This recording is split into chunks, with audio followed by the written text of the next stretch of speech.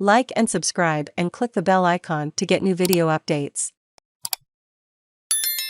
An archaic law has been removing Australians with disability from the electoral roll in droves. Advocates say Melbourne woman Shea McDonough is 36 years old and excited to be voting in her first federal election.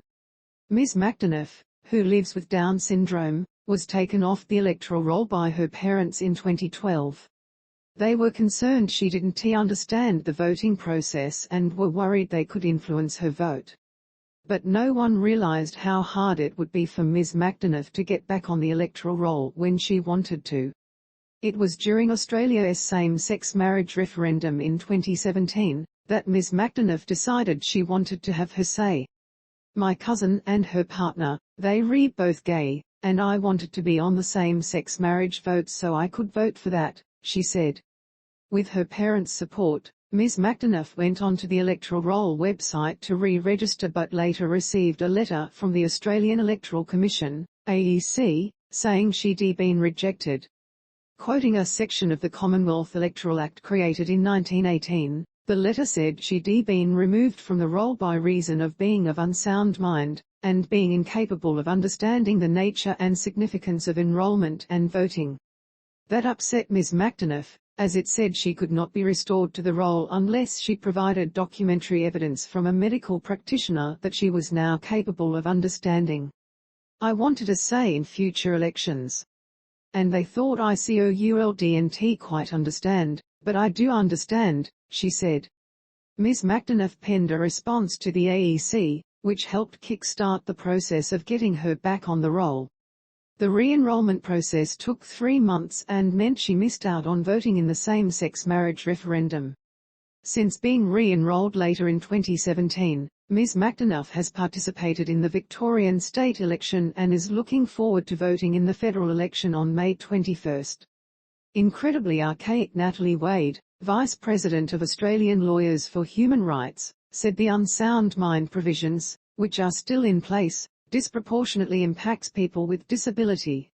She said they'd been removed in droves from the electoral roll compared to people without disability. "We're really concerned that in 2022, we still have these laws in place," Ms. Wade said. "The current wording targets people with disabilities, particularly those with intellectual disability and cognitive impairment, who have not been afforded the right to education, who may have low literacy, who have not been afforded the right to social participation or employment." According to a 2014 report by the Australian Law Reform Commission, ALRC, more than 28,000 people were removed from the federal electoral roll between 2008 and 2012. The AEC did not provide a response to the ABC's request for more current data of the numbers of people removed from the electoral roll. A campaign by 65 disability and legal rights organisations is calling for reform of the unsound mind provisions, as they pertain to people with disability. An open letter sent to Prime Minister Scott Morrison and Labour leader Anthony Albanese last month calls for urgent reform during the next term of government. The phrase unsound mind is incredibly archaic and is a sign of the times in which it was drafted, Ms. Wade said. "It harks back to a time where we referred to people with disabilities in very grotesque ways, as lunatics in asylums, but we absolutely must ensure that our laws reflect our current understanding of disability. Law inconsistent with human rights concern about the law is not new." In 2014, the ALRC issued a report calling for the Electoral Act to be amended. Ms. Wade said the laws were inconsistent with Australia's obligations under the United Nations Convention on the Rights of Persons with Disabilities, which states people with disability must be afforded the right and opportunity to vote on an equal basis with others. The AEC's Evan Akin-Smith said it was important a right was not being taken away from someone without due process. However, in a compulsory voting system it is also important that an obligation is not put onto an individual who cannot, or can no longer, understand the nature and significance of enrolment and voting, Mr. Akin-Smith said. The importance of a provision that provides for removal from the roll in these circumstances would be acutely understood by carers and family members of people with advanced dementia, for instance.